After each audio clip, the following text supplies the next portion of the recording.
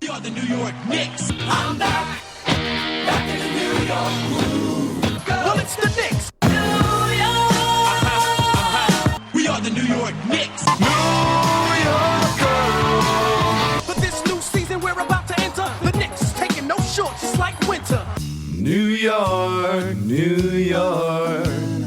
New York be about the Knicks, huh? But the best thing about New York City is K-N-I-C-K-S. Everybody say go New York, go New York, go! Go New York, go New York, go! Hey everybody, welcome to the New York Knicks podcast, episode 678, and we're mad. Jay, are you mad about the Pistons' latest move? What was the Pistons' latest move? I don't know if it actually happened before the series started. I don't know if you're aware. But they brought back Ben Wallace. Oh yeah, in what form? He's wearing Tobias Harris's jersey because clearly Tobias Harris has become the best defender in the NBA. Cat can't do anything against him. It's so goddamn absurd. Yeah, we're mad. It's game 3 and 4 since last episode. They won game 3, controversial. We'll get into that. And they lost game 4. How are you Jay, feeling? was Tobias Harris nominated for Defensive Player of the Year? I'm just wondering. I don't understand why Cat cannot beat this guy. Well, I mean, he got nominated for Defensive Player of the Year along with Harris and Cunningham and Duran, Thompson. I mean, the Knicks just can't score. They assembled this massive offensive juggernaut and just can't seem to score. We're going to go with Karl-Anthony Towns as our center. That's weird. The Timberwolves were playing him at their power forward. Don't worry. We'll have such an offensive advantage with Towns at center. We will be unstoppable. Oh, cool. When are we going to see this offensive advantage? When we get a new coach next season.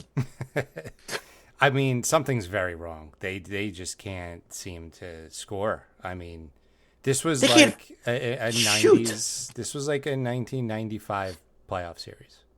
Why? I know Detroit's getting away with a lot of stuff on defense. There's a lot of contact, blah, blah, blah. Why can't the Knicks hit an open shot? It is unbelievable how poorly they shot this series.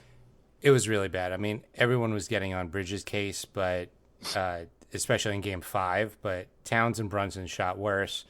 McBride hit a shot for what felt like the first time in 2 weeks. And I mean, it's just like, yeah, they're struggling to get shots off, but even when they have open shots, they're not really hitting it. Who's been the best three-point shooter this series? Hart? I mean, it's been bad. Hart actually has the highest. Yes, I made fun of Hart's shooting last game. He has probably the highest three-point shooting percentage of the team. Actually, OG is probably not that bad either. But I know Hart doesn't shoot them anyway. You pass him the ball, he just passes up the shot, and Detroit's just leaving him open. They're like, we're going to cover you with Jalen Duran, and he's not even going to try against Josh Hart when he's behind the arc. Shoot all the open threes you want, Josh Hart. And Josh Hart's like. And Josh Hart was fine yesterday. He was totally fine. He's one of our better players yesterday. But like everything about this is so frustrating. Yeah. It's. I mean, how many times did OG Anunoby touch the ball in the second half? Well, he hit that last second shot, which was really impressive. But, yeah. He's not touching the ball a lot at all. I can't even believe this, but I heard this on the radio. That he touched the ball twice in the second half. That can't be true. That really cannot be true. But I heard it on the radio. I was like, "This? Are you sure he only touched the ball twice on offense in the second half?" I mean, but he definitely didn't get the ball a lot. Like, It's not like I'm like, "Oh, you're wrong." I barely remember him touching the ball in the second half. Besides that 1-3. Okay, let's get a little more organized.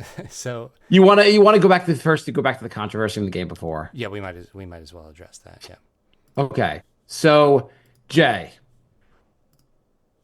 when Josh Hart went for a dunk in game 2 and he was clearly fouled, did Knicks fans lose their mind? Did the league be like, "Hey, we're so sorry for missing this foul"? Oh yeah, I remember ESPN doing like an entire segment on it. People calling for rule changes. Like it was chaos. like a minute to go in the game. Josh Hart got fouled on an and one on a dunk. Probably would have changed the outcome of game two. And I remember how social medias went wild, how you can't let this call go, this non-call. Is it the exact last play of the game? Is that the only time That's and the only only time. against the Knicks? If they get the last play wrong, it's a travesty. But they could get 100 plays wrong for the first 47 minutes, and it's I fine. mean, people are bending over backwards to like just to be like, okay, well the Knicks they missed that call. Oh, but what about the call on the exact same play, the rebound where Josh Hart was fouled in game three on the or game four on the rebound? Well, that doesn't count. That wasn't the last play of the game. It's literally how Timmy Hardaway got the ball. But that's fine. Or game 5 where it was the goaltend that was not called, which immediately turned into a Detroit 3, 5-point swing. Knicks only lost by 3. That doesn't count. I mean, the thing is, I don't care. Like this is how the NBA works. Like sometimes there are no calls. It sucks for to be a Detroit fan and be like, hey, Timmy Hardaway was fouled in the play and we got screwed on that. In fairness, also, Timmy Hardaway, maybe he makes the 3 if he doesn't try to get the contact instead of shooting the ball. He kicks his leg out to make sure he gets the contact. Maybe if he just goes to the 3, he makes the 3. Like he wasn't really trying to shoot the ball in the basket. Right. He jumped at an angle a little bit too. I mean, yes, Yeah. normally you would call a foul on Hart. You would. But Yeah, normally yeah, you would and- call a foul on Tobias before that for hooking his arm. So I don't really feel too bad. Also, what I will take away is that the entire series has been called with tough foul. Like they're letting a lot of things go. This kind of goes with everything else they're letting go. There's a lot of fouling. The Knicks are getting, and maybe the Knicks are also fouling Detroit, but Detroit is definitely fouling the Knicks on a lot of plays. There's a lot of contact. We can't be like, okay, well, this kind of brushing of Timmy Hardaway, that's the one where that's the one we should get really upset about. Troy, it happens. This is how it works, basically. It's like the refs. The thing is, the refs they do not want to call a foul in the last play of the other game. They do not want to. They will let, like, if you notice at the end of the half, always, it's really hard to have a foul called on you on the last play. You have to be egregious. Nobody It had wants to to see a game, especially a playoff game, decided by free throws. Nobody wants it. That's not fun to watch. It's not fun for the fans. It's not fun for the players. I get, like, if you do it, you got to call it. But on the other hand, nobody really wants to see that. Yeah, Timmy Hardaway, like he's out of his mind if he thought they were going to call a foul on that 3. The only way they call a foul on that 3 if Josh Hart lands on him. Yeah. Josh Hart made a very strong attempt to get out of the way. He kicked his legs. They're not going to call that at the end of the games. How many games do you remember seeing this season where they ended on at free throws to win the game? On the last play of the game, they called the foul. It almost never happens in the whole season. Nan416 says, after these 5 playoff games, how terrified are you of the next round? I'm terrified of this round. Right? I mean, if the Knicks play like this, they're going to get slaughtered next round. Yeah. So yeah, I'm terrified by next round, but it's hard to. But as you make the point, it's hard to even think about next round when we gotta still finish this series off. I mean, almost every game has been down to the last basket. So, it's not like the Knicks lost a couple, but the games they won by 20. Like, even when they win, they're barely winning. I'm nervous about the next 2 games, to be honest. Towns has been pretty good from 3, like the last 2 games. Can you find him more 3-point shots? Shimmy says, my summary of the series, Knicks versus Sixers last year, battle of 2 really good teams. The Pistons series, battle of 2 mediocre playoff teams. Sad to see our Knicks not playing to their potential. Yeah, it really does feel like the battle of 2 mediocre teams. So okay, so game 4 ends on a foul, is what it is. The Knicks overall outplayed the Pistons. So what? Last night was that was one of the worst playoff games I've ever seen. It was Both teams played was terribly. Absolutely brutal.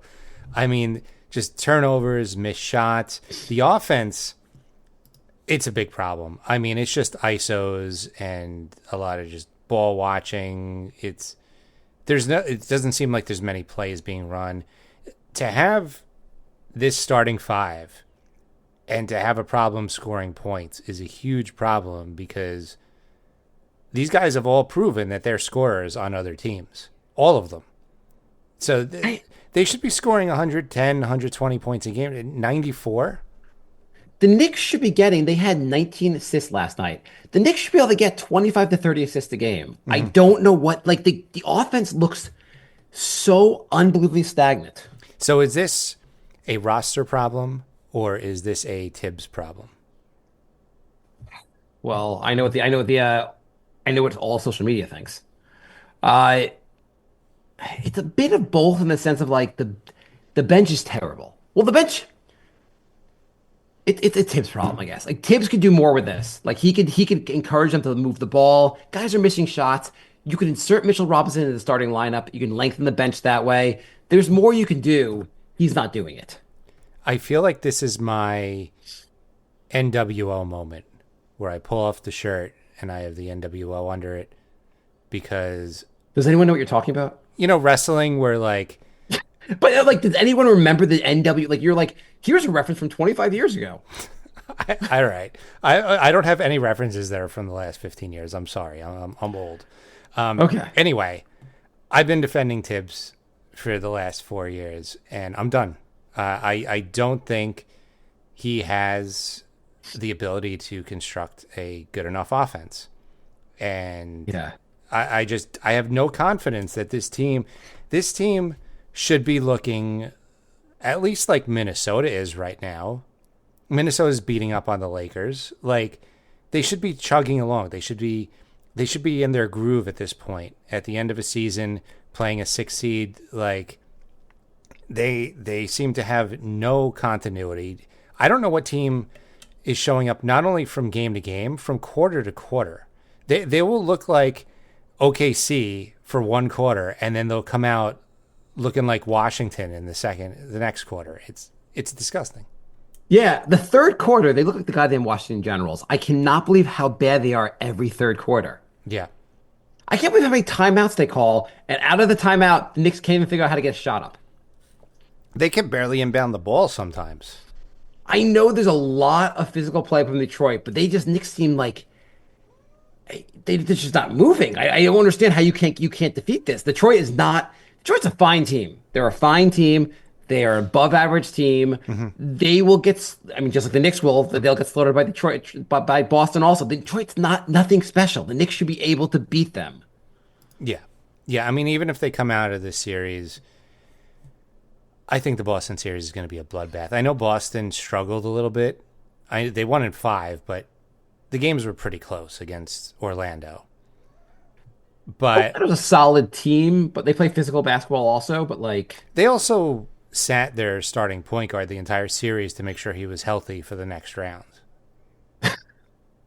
Holiday didn't even play. I don't know if you saw that. I didn't realize he didn't play the whole series. I think he played game 1 and didn't play 2 through 5, something like that. I'm surprised the Celtics weren't like, we're going to rest our starters for this series. We're pretty sure we're going to win this. Right. Yeah. It's also you look at this team right now, and they made these 2 big moves in the offseason, getting Bridges and Towns, mm-hmm. and really neither move looks like a decisively good move. Like the Bridges move, you'll say like, well, they traded all these draft picks to get Bridges. I mean, he's fine, but doesn't seem worth the picks. Okay, Towns, if you had Dante and Randall, you'd be winning this series hands down. There's no way Randall gives you less than what Towns is giving you right now.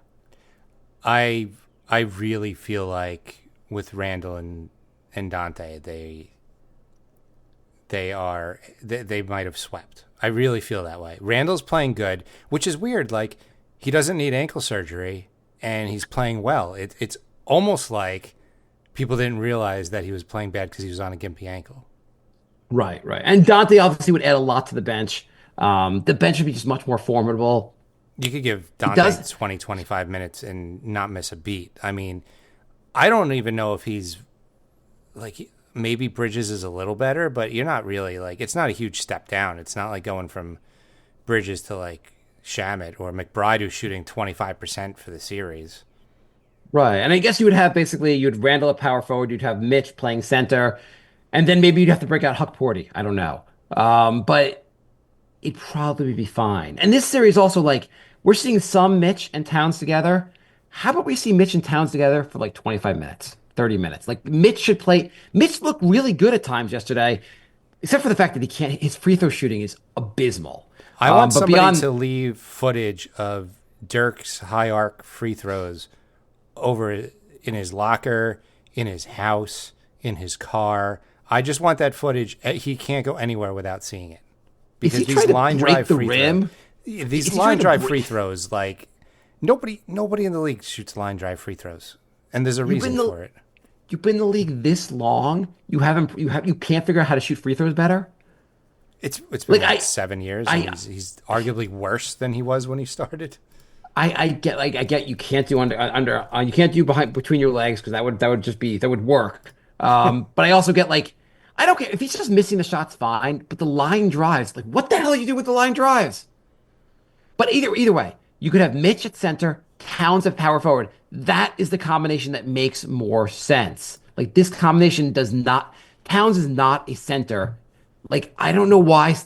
It's with Tibbs like get orders from above that he's like you have to play Towns at center for you have to like he's got to be our main center. I think I see what people are saying that Tibbs is a good coach, but he has a ceiling. Yeah. And I think he's reached that ceiling with this roster. I mean, he just doesn't seem to be creative enough to figure out how to get, what would you say, like 3 20-point per game scorers and 2 more that can score in the high teens. And he can't figure out how to get all those guys to like score.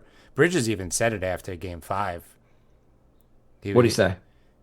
He was talking about how some players aren't put in situations where they're flowing, where the ball's moving. Which I mean, is 100% if you true. you move Mitch to the starting lineup, move Bridges or Josh Hart, maybe Josh Hart, move him to the bench. Now the bench is a little bit longer, and also you if you need to take Mitch off the floor at center, try Huck Porty. Huck Porty looked like I know he's healthy now. I don't know this setup is ridiculous. I mean, you never know if an unknown is gonna shine when his time comes, unless you try it. Like Reed is playing great for Detroit. Yeah. And Reed wasn't the plan. Reed's their third string center. Like Precious has proven that he could play in these situations. Like put in Precious. We got this question on Twitter. I thought it's appropriate for right now. Writes, what's the point in signing PJ Tucker if he's not getting any playing time? I don't want Tucker playing, but really, what was the point of signing him? Hey, we have this empty roster spot. We have scoring issues. Let's sign a guy who claps really well. Yeah, like just sign TJ Warren, sign anyone else that there's a chance in hell. And maybe no one would be signed that would play, but it is like, what were you guys even thinking? Like, I understand that you're probably going to use him for some kind of like move in the offseason, but like sign someone not like what was PJ Tucker going to get? Wow, under the tutelage of PJ Tucker, the Knicks might lose to Detroit. Guys, we weren't feeling too confident going into the series, but then PJ Tucker clapped really loud and we all got pumped and then we won. Yeah. Yeah, like hey, like what are we going to do? Like we should maybe who's going to shoot the last shot? Okay, before we even do that, Tucker, can you clap? If you can clap, we doesn't even matter who shoots. We're going to make it. Tucker, if somebody hit this shot to be determined, how would you cheer exactly? Would you stand up? Would you jump? Would you raise your arms? These are the things we need to know before we develop an offensive scheme. And also, I don't even want to make fun of this too much because then, obviously, it's not like Tibbs is going to hear us. But can you imagine Tibbs is like, fine, I'll play PJ Tucker. You're like, no. No, that's not the plan. Yeah, the Knicks. Okay, so in defense of Tibbs, the bench is abysmal. Outside of Mitch, the bench is abysmal. Mm-hmm. Campaign had a good game 1, fine. He hasn't played too much. McBride has been terrible. I saw the defense of him online just saying like, well, you can't get mad at McBride because he makes like 2.5. He's on such a great contract that he's doing everything you can I'm like, he's playing garbage. He's unplayable, basically I mean, he's your best guy off the bench and he's unplayable. It doesn't matter what he's getting paid. You can find someone else. He doesn't need to be on the roster next year if he's going to play this poorly. Right. Yeah. I mean, I'm not saying trade him, but No, he's having an absolutely abysmal. I am saying though, when he gets his next contract, it might look somewhat like his current contract. Right. I mean, he really, and he'll hopefully improve. He's still young, but how little he gives you when he's out there is kind of ridiculous. Though he was a +9 in the game, so he was actually the best +9, plus minus. I mean, he's still got good defense. Maybe he's not being utilized as good as he could be, which I think is true. I mean, I think putting him out there with like Mitch and Payne is probably not the best idea. They didn't even look that bad. I don't know. The Shamet, I think, was sick yesterday, so they couldn't play. Mm-hmm. I was sick yesterday too. I'm sick of everyone.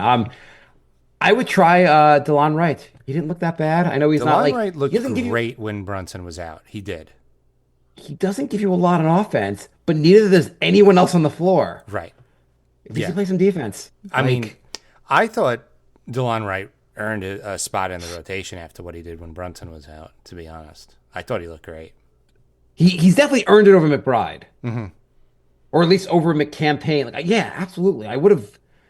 What? Just go to him. Like, what's the difference? Like, you're getting so little from the bench. Here's the thing. Most coaches, I think, would make an adjustment for Game 6. Do you expect any changes from Thibs? Yeah, I think so. I think he will. Mikal Bridges played 38 minutes. He'll adjust up 7 or 8 minutes. OG played 39. He'll adjust up 7 or 8 minutes. Everybody plays 42 minutes. Yeah, that's the adjustment he's going to make. Mm-hmm. I realized the big mistake was everyone got a chance to like rest on the bench. We need to like 48 minutes, everyone. We go 5-man rotation. We need to have them crawling up and down the court in the fourth quarter. Detroit's strategy also is to like play hard defense to tire them. Mm-hmm. That part seems to be working because like they seem tired. Yeah. Yeah. By the way, Bickerstaff is the most annoying coach ever. Can he ever shut the hell up? Andrew says, if we need an all-time bench cheerleader, bring back Theo Pinson or Ryan. Proven bench hype guys. Yeah, I don't know if PJ Tucker's bad at the hype. He's not. Theo Pinson be like be schooling him. I mean, Ryan was good at calling out 3-second violations and things like that. I mean, useful stuff. Do you think the Knicks, the refs screwed us yesterday, or it was pretty evenly called? I thought it was a screw job. Where do you think the refs really screwed us? Because I thought it wasn't. The refereeing was fine. Like I thought the Knicks were going to get really screwed by the refs. I thought it was fine. What do you think? Well, like, I guess tell me where they missed the call on the goal. They missed the call on the goaltend. Fine, they missed that one. What else? There was back-to-back really bad travels, and after they didn't call either one, they gave a tech to Brunson for getting mad about that. So, right, but Brunson kind of clapped at them. No shit. They were Yeah. not calling like blatant travels on back-to-back plays. That's aggravating. Like, I don't know. These refs are so soft. It's like, okay, like he's yelling at me because I missed a thing I should have gotten. It's not like he's just getting mad. I don't know. I feel like that alone is about a 9-point swing in a 3-point game. And there was way more. I mean, OG got called for a foul for putting on his own shoe. That was ridiculous also. Yes, you're right. He's literally just like kneeling, putting his shoe on, and was it Timmy that fell over him? I forgot who fell over him. And they call the foul, and you're like, what do you like? Even OG's like, look at the replay. I'm just sitting there. Right. Yeah. I mean, he got called for 3 fouls in about 2 minutes, and 2 of those were just absolute nonsense. So, I can't believe there's 3 refs on the floor, right? Yeah. Not a single one of them saw OG there and being like, hey, that's not a foul. He's just there. If one ref calls a foul, the other 2 can't be like, never. No, that it wasn't. Like, just like, okay. Like you didn't see the play. Like you clearly didn't see the play. I don't know. Maybe it's. I mean, they shot 36 free throws. Fine. I didn't think it was that. I thought the Knicks lost on their own terms. Like I didn't think the ref really decided the game as much as the Knicks just sucked. I mean, I thought the refs screwed. I thought it was lopsided, and the refs screwed them. On the other hand, the Knicks couldn't score. They turned the ball over. Like, they played a really, really bad game. It's just when you get that and the combo of the refs, it's like it just feels just so miserable. But the refs don't even matter. If the Knicks are playing the way they should be, the refs don't matter. If the guys are hitting their shots, if they're running an offense, then it doesn't even matter those calls. I mean, it almost didn't matter. The Knicks almost won despite all of that. That's the thing. Like, without those calls, they probably win. On the other hand, like, don't score like 8 points in a 10-minute span. Yeah, the Knicks, it's just ridiculous. Like, I don't understand also how Towns can be, going back to my point earlier, how can Towns be so ineffective against Tobias Harris? He looked so good the game before. Like, I don't think we're going to see that again. That was like an all-time Tobias Harris game. I don't think we're going to see that ever again. Okay. Well, I hope not, because we really could use him not to be able to shut Towns. For all the things you get annoyed at Randall for, his spin move, his holy dribbling the ball too much, blah blah blah. Towns is just as goddamn annoying. Towns like these crazy drives to the basket, or like these crazy like he takes so many dumb shots. You're so big, you're a huge presence. You should be able to take smarter shots. Yeah, post up. Can you post up? 5 for 14 is not good. How he is the center. No one's even supposed to be clogging the lane. Like, he cannot post up near the basket. He should be like killing them posting up. Yeah. I mean, it's really ridiculous. So another thing that's killing the Knicks. The Knicks take forever to get into their play. Like, it takes them a good 10 to 15 seconds to get the ball across half court and like to start running a play. They're always like down to 10 seconds to go. Like, the slowest moving offense I've ever seen. Yeah, it seems like they struggle to even get it over half court, and then there's a lot of just dribbling and standing around, and then like panic for the last 5 seconds. Oh my God, there's so many plays, so many shots are like, who's gonna shoot? Who's gonna shoot? Like, you're like, figure this out 10 seconds ago. Yeah. It is so like, I understand Thompson is guarding Brunson from end to end. Just have someone else with Brunson. Pass the ball to Josh Hart. Set a pick. You should be able to defeat his the ridiculous Thompson. Also, I don't know. He keeps having these fouls 45 feet from the basket where you're like, what are you doing, man? Like, how is this helping? Yeah. Yeah. If Brunson's having trouble bringing the ball up, then I know we just said he's been bad, but start McBride. At least he's a ball handler. Start Payne. I don't know. Have another ball handler out there. I don't know. Do something. Just have someone else in the backcourt with him. Just get it. You got to get it up faster. Hart can dribble. Yeah, that's what I was saying. To have Hart back there, Hart's just the pick. Pass the Hart. Just get it across the timeline faster. Anthony writes, of course, recording after a devastating loss. Wouldn't have it any other way. You know, the problem is, I texted Jay during the day yesterday and said, let's record tonight. And anytime we set up to record, we know the Knicks are going to get crushed that night. Yeah. So show curse continues. Next show will be next week. Okay. We're not going to record after game 6, and there better not be a game 7. Right. Anthony writes, why we change our game plan from game to game. Games 3 and 4, give Cat the damn ball. Game 5, let's play keep away.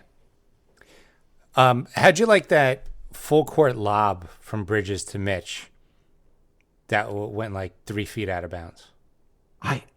There were some just dumb plays. Like, why are you even attempting that? Like, why are you I get you want to play aggressive, but don't play aggressively stupid. Yeah. Yeah. Anthony writes also, I'm starting to doubt the ability of Thibs to get the guys ready for big games. Knicks can never close out the opponents at home, lack of energy to start the games, and the inability to run a proper offense. No lies detected. Yeah. I mean, you wonder if it's always in some ways like it's game 5, like the team that's down is going to play with a little more fire, and maybe the Knicks were like, oh, we got this, and they didn't have to quite the the fire they needed, but that's Tibbs' job. Tibbs' job is to tell them like, hey, this is like you have to win tonight. There's no game six. You got to win tonight. Yeah. How is that? What are they doing at halftime to come out so sleepy?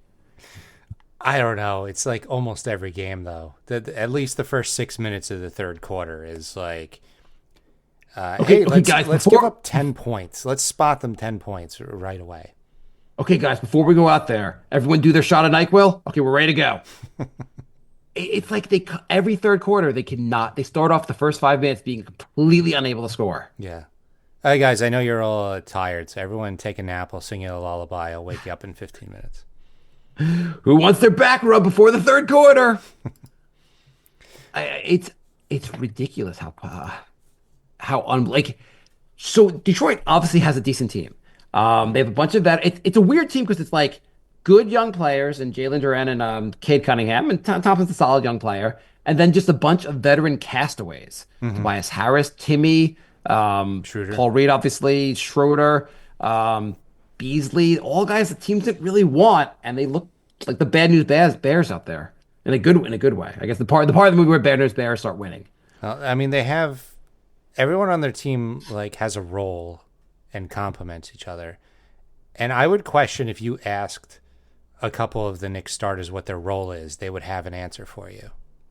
And can you imagine if the Knicks had a Dennis Schroeder on the team? I mean, he would be a big difference maker. Detroit just picked him up because no one wanted him. Detroit just picked him up. Like if the Knicks had any cap space, they could have picked him up. He would be such an improvement over what they have now. Yeah, definitely. Like a guy off the bench who can actually really score and play real defense. A real NBA player off the bench. Jorge writes, "Hey Jay, just wanted to say on behalf of all Thibs haters, we were right and will welcome you with open arms." I told you, I forget how many shows ago that he was going to be that there's no way Thibs coaches the team next season. You think I'm this right. is cementing your call? You're feeling more confident about that, right? I am feeling like, hey, if there's any way I could bet my entire house on this, I would. There's no way he coaches the next season. And people are like, oh, but his extension hasn't kicked in yet. Apparently, you know what it's like. You don't know how it works to be a Knicks coach. The extension does not matter. You'll be fired.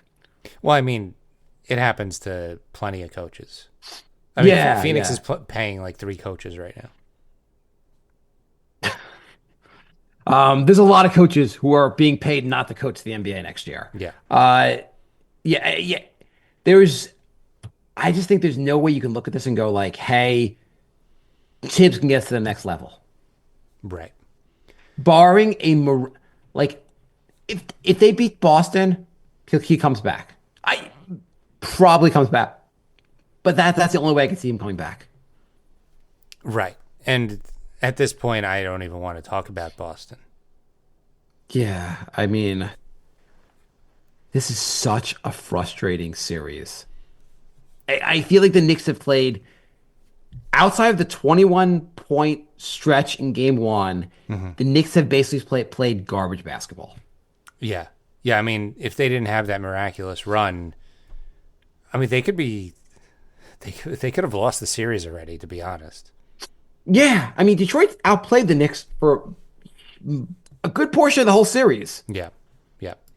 I mean, it's not like they're killing. I mean, obviously every game's going to be close, and like not like they're like outclassing the Knicks, but like this is not what we all signed up for. Like a 3 seed should be, they should be winning in 5 or 6. I mean, every other series is over in the East right now.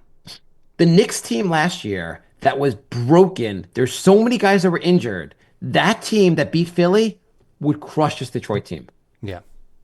Like that, Brunson was unconscious. He was so good in that series. Dante hit shot. Everyone, like that team, like this is the first, like Leon's been so good, but now I'm like, this team feels like it's backtracked from last year. It does. It really does.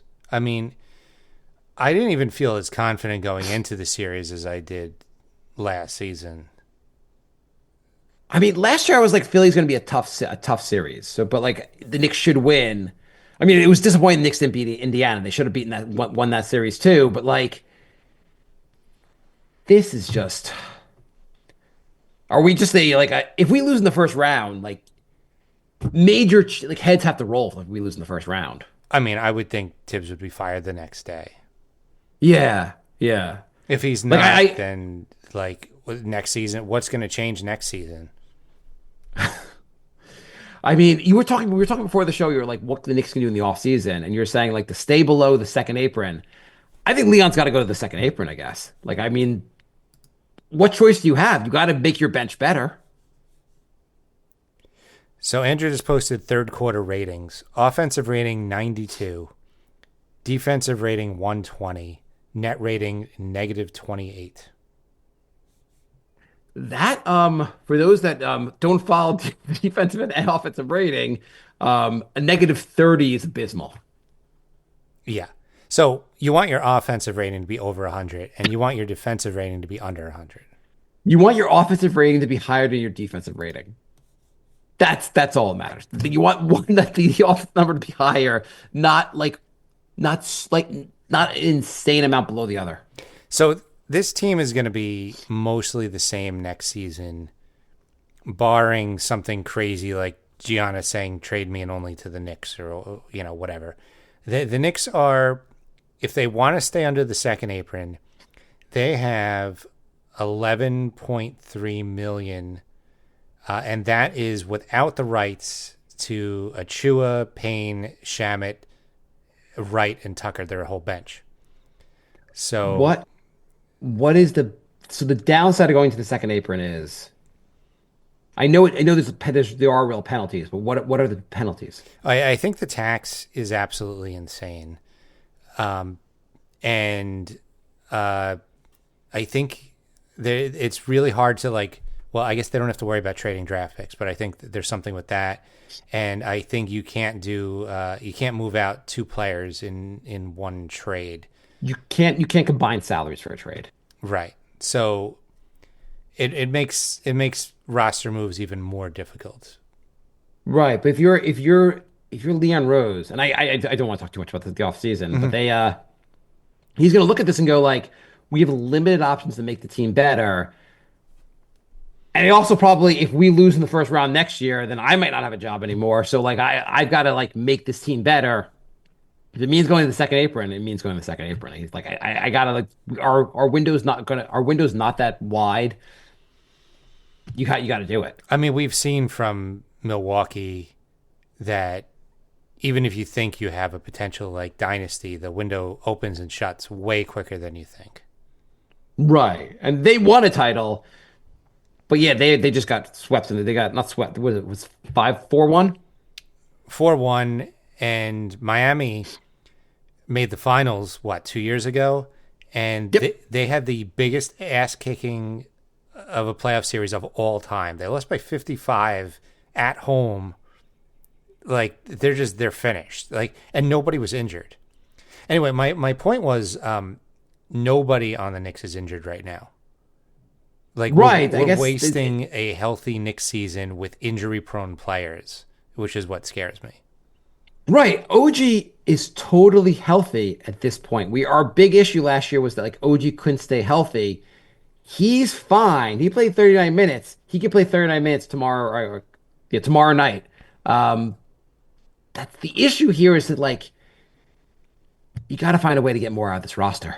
Yeah. So I was going over the cap stuff because I think if you're looking at it, you don't have much room to make moves. So a coaching change is basically what has to happen. I mean, next season, what I said we might have 11.4 million. That's with a bench of Mitch McBride, Daddy A. Kolek, and Huck Porty. With like, there's no real bench at all. Unless all those rookies this year like take a leap, and then you have 11.4 to add one player, and that's if you want Payne, Precious, and Shamet to all go. I'm fine with that. I mean, I'm fine with that too. I'm just saying that there's not a lot of room for improvement. This is basically the team. So if the coach can't get the most out of this roster, you probably have to change the coach. Oh, I agree completely. That's what I said before also. I was just saying, like, they're going to look at this to say like Tibbs got us this far, he can't get us any further, and with a roster that's such little flexibility, that's the unlock. That's where you're hoping the unlock is a better coach, or just a coach that's better at this situation, a closer, I guess. Yeah. Like everyone says, Tibbs is and I get what they're saying. He's a floor raiser. If your team is bad, he will get you to the playoffs. He'll get the most out of players. He'll get them to hustle. He'll get a lot out of your team. Better defense. Does he know how to get you from like really good to greatness? It doesn't look that way. Nostalgic Nick predicts that Precious and Mikal will be used in a sign and trade to get Booker. I mean, okay, I guess. Booker is, he said Booker's a Leon Rose guy. Yeah, I think that's a good argument just because he's a Leon Rose guy. But also, Phoenix is kind of in a weird situation where like they can bear. I don't think they have many of their own draft picks. So like they're going to trade Devin Booker and they're going to trade Kevin Durant to do what? Well, they're also in the second apron, so they can. I don't think they can combine salaries. They have to just completely tear it down, I guess. I mean, think wouldn't you? Like, they have those guys and they didn't even make the play-in. I think they're going to say, hey, well, Durant is signed for one more season. I think they're just going to say, hey, we're going to ride it out with Durant this year. Like, there's no trades that are going to make any sense. We're just going to like try to see what we can do the following year. With Durant going full hissy fit mode, like, no, they're definitely going to trade him. I don't know. I think they might keep him. I think they're going to like, hey, the options don't look good. Because no one ever does this. And we talked about before. No one ever says, hey, why don't you try sitting out your age 37th season? Oh, suddenly you want to play. I agree in theory, but the team didn't even make the play-in with these guys. I think they just completely blow it up.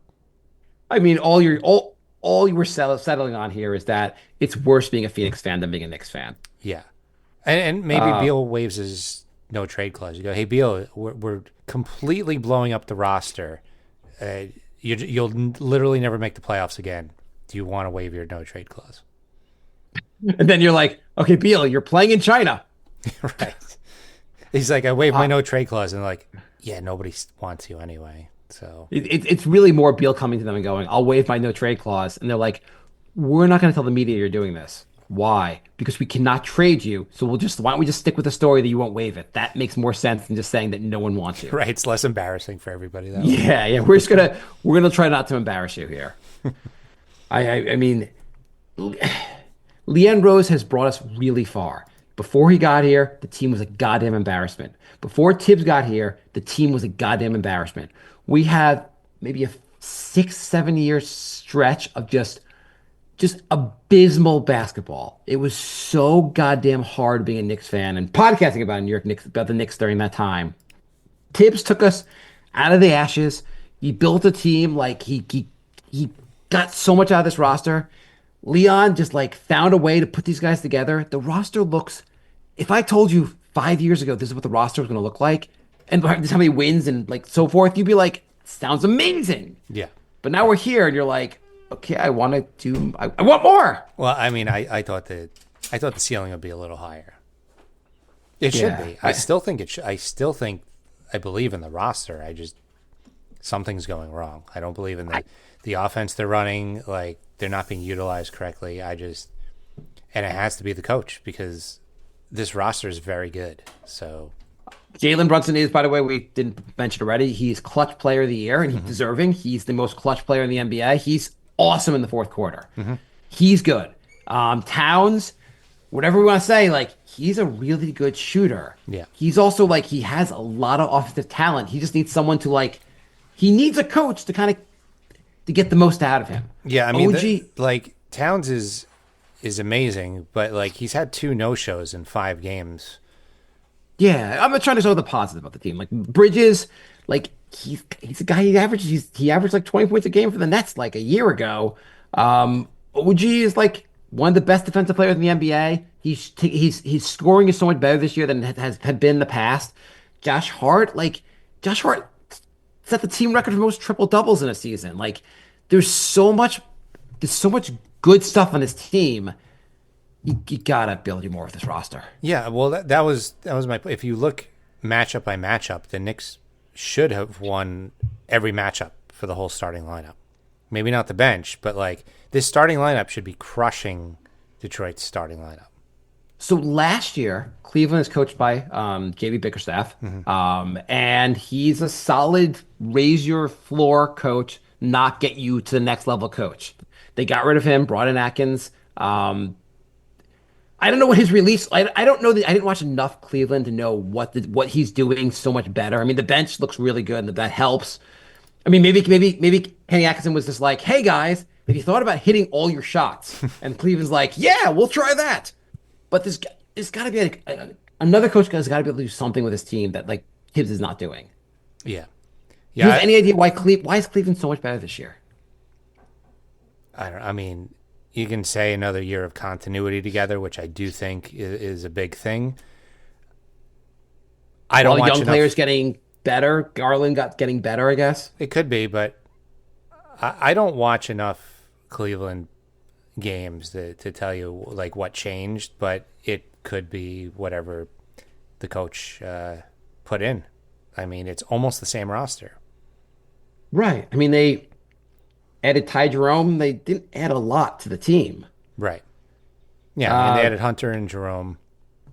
Hunter was also the team was already had the best. The team was already awesome before they got Hunter, so you Yeah, can't even exactly. count that Yeah, one. Yeah, they had like second best record in the league when they added him. So yeah, Yeah, there's got to be more. This is so. I think we're in agreement. I mean, if they lose the series, obviously Thibs is done. If they win the series, Thibs is probably done also. yeah, especially if it goes like 7. I mean, it's just like if they make the next round, unless Thibs shocks us all with how ready the team is for Boston. What? The Knicks, I just don't understand. The Knicks have had games where like everyone hits their shots. It just seems like the team is ice cold so much of the game. Yeah, yeah. I don't know. Like their confidence doesn't seem as high. They're like, I don't know. It seems like in the final minute everybody hits all their shots, but at that course. point it's almost too late. The game is over. Oh, suddenly we're unconscious from 3. Right, like OG hit that insane 3, Bridges hit an insane 3. I'm like, where was this for the first 47 minutes? I have to say though, like in game 4, Brunson came out there and was like, "I'm going to get everyone else involved and get you guys going." Game 5, he did not do that. Right. I don't know what the idea is to go back to like hero ball and like just shitty basketball. And also the Knicks, if Brunson plays halfway decent, they win the game. No question. He had his worst game probably of the entire season. Probably his worst playoff game ever. Definitely his worst playoff game ever. And yeah, Brunson shoots 4 for 16. Find me another game where he shot 4 for 16. Right. So the last thing we didn't touch on is, are you mad at Thibs for not calling a timeout in the final minute of Game 5 with 2 Hart minutes and Brunson waiting to yeah. check in? 2 minutes to go. Josh Hart and Jalen Brunson are standing there. I don't want to lose my last timeout. You're going to let two of your best players just sit on the sideline for those 2 minutes? See, I get not calling a timeout. I don't get why you don't just foul their center. I guess, yeah. Do hack a Duran, stop the clock, and get Brunson and Hart in. I would just call the timeout. I'm not gifting. I don't want to. With 2 minutes to go, I'm not gifting points. But I am 100%. I want to. By the way, can Julius? I mean, Duran. I guess he missed a couple free throws. Is he a good free throw shooter, or is he a bad? He's no way Duran's not Mitch. great. I mean, he's better than Mitch, but odds are he would have like missed one of those. Yeah. Oh, yeah. I mean, but I'm not giving points. Just use your timeout. What's the point of having the timeout if we're not going to have? You're not going to have Jalen Brunson on the floor for the last 2 minutes because you want to save your timeout. What are you saving it for? When Brunson and Hart simultaneously got injured, I thought the season was over. I'm glad they came back, but I was just like, "Are you serious?" I mean, I could even they're like, yeah. You see, when they cut the Brunson on the side, you're like, he can't. This can't be happening. And also, when that happens, Tibbs is like, okay, we'll put in McBride and Campaign who have done jack shit, and we'll leave goddamn Mitchell Robinson, who looked really good yesterday. We'll leave him on the bench. Yeah. Well, I mean, in When the you- final minute, I get that. You needed a 3. You don't want Mitch out there. No, I meant earlier. I meant before when they had to replace Hart and Brunson. Oh, gotcha. Yeah. What do you think of the hack a Mitch strategy? I mean, it worked. Mitch absolutely sucks at free throws. I mean, it's really annoying. I don't like it, but it's not a bad strategy. I also like the strategy of fouling the other team when you're up by 3. Like a strategy the Knicks never use, and the other team shoots 100% from 3 every time they don't do that. Why doesn't the NBA just get rid of the hack? Like just say if you foul the guy away from the ball, whoever they can just choose who to shoot the free throw. That ends the hack a Shaq, hack a Howard, hack a player, hack a Mitch strategy. Well, It's one of they got rid of it in the final 2 minutes.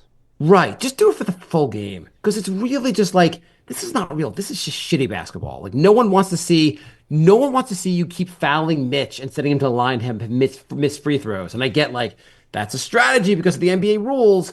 That's just shitty rules. Oh, well, I also like how Schroeder just tapped Mitch to get the foul, and I'm like, oh, you saw that? You didn't see the actual hacks under the net, but you saw the light tap on the shoulder. That's cool. It's also like, oh, you're calling that light tap when they're beating up the Knicks. You're not calling that most of the game. Yeah, that was my point. Brent says, one more year, we will have that continuity. This season was always a bonus. Let's see how far we can go type of thing. Yeah, I mean, you could take the argument of obviously you got Bridges. I guess was around the draft, whatever. The team had Towns came in right before the training camp. You've only had this team together really for 1 year. The starting lineup. How much do you buy into that? Basically, the continuity. It's something that's something that will improve the team going forward. I do believe in that. I do think continuity absolutely matters. I don't know if Thibs is the guy to make them better, but I do think continuity. If you look, all the teams that are good have been together for a while. Well, do you take the argument that this starting five has played together more than any other five in the NBA?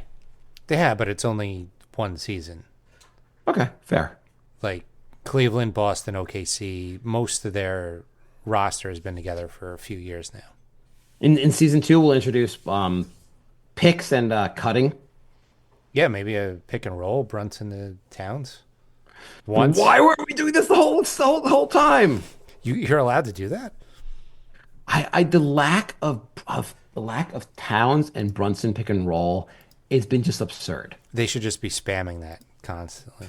I don't know why that's not a giant. And also, just sometimes the Towns forced play near the basket when you're I'm even Randall knew to kick it out the 3-point shooters. Yeah.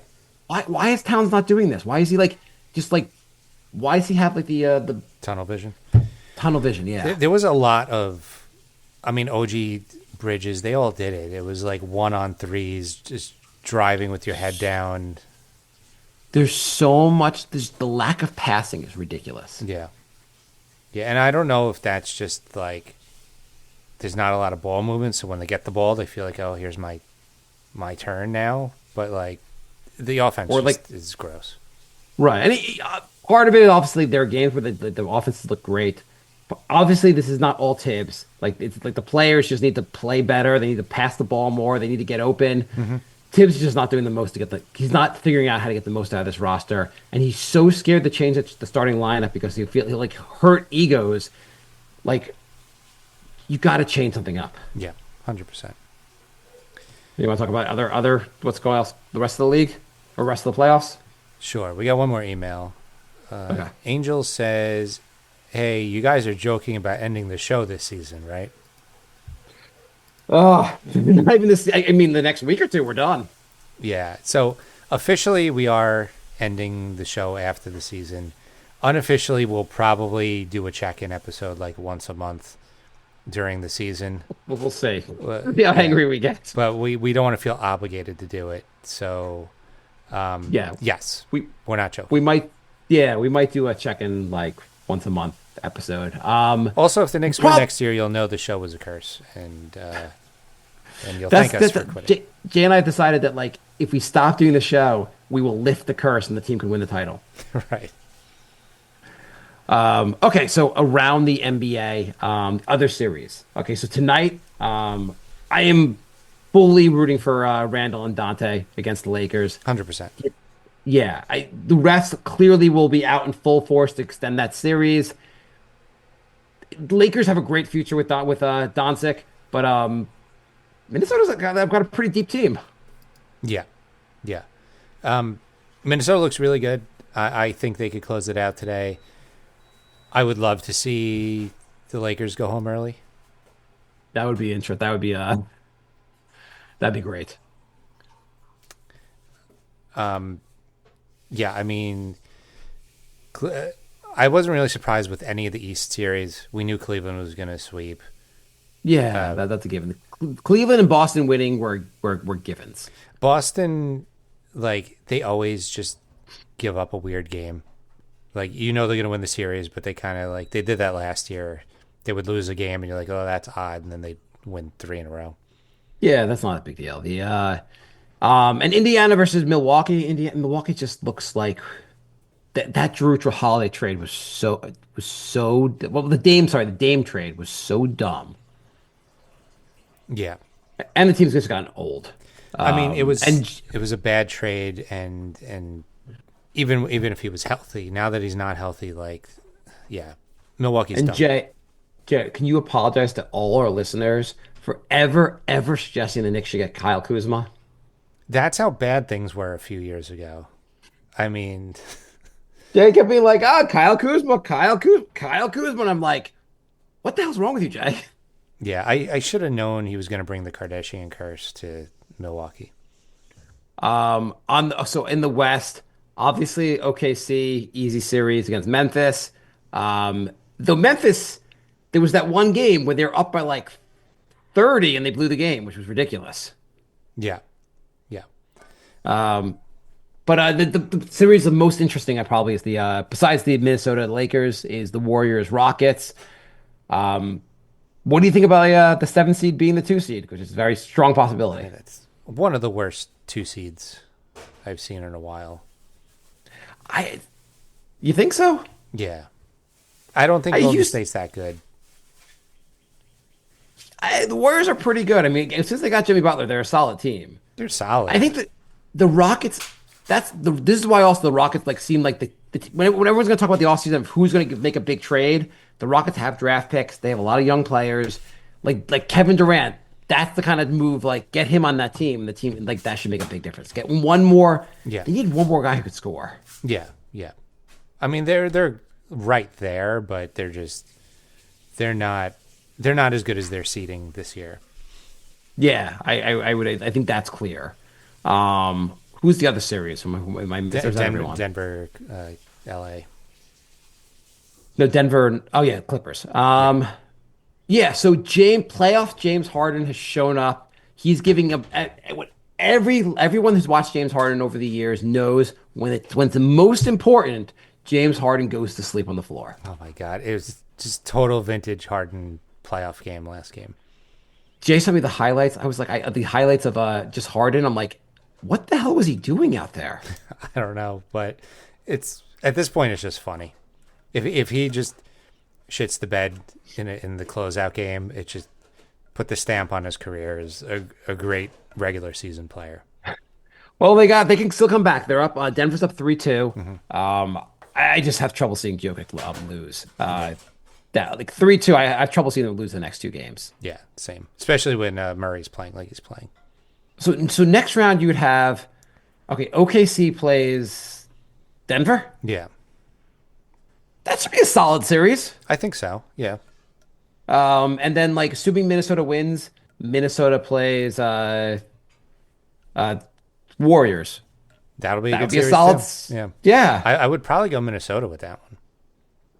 That could be entertaining. And then obviously in the East you have Boston versus better be the goddamn Knicks. Yeah. And then Cleveland versus Indiana, which probably That should be a better series, and that should be a decent series also. It should be a decent series. I would love for both teams to lose, but I think I want Indiana to lose more.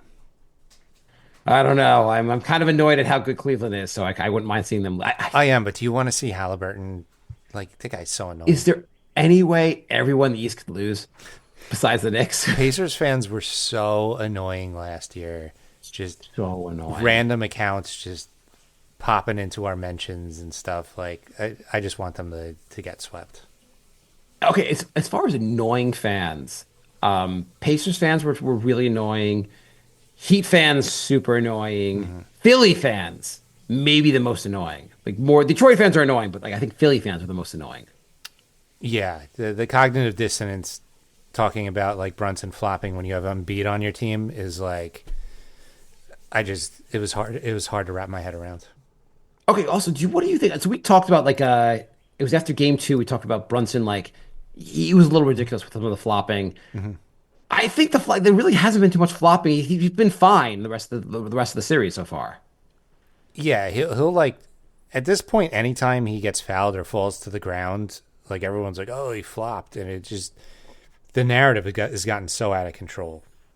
Well, I mean, in fairness, also like every time he gets hit on every play, and like if he doesn't fall down, he doesn't get the foul call. Yeah, it's the NBA's fault that all the star players do it.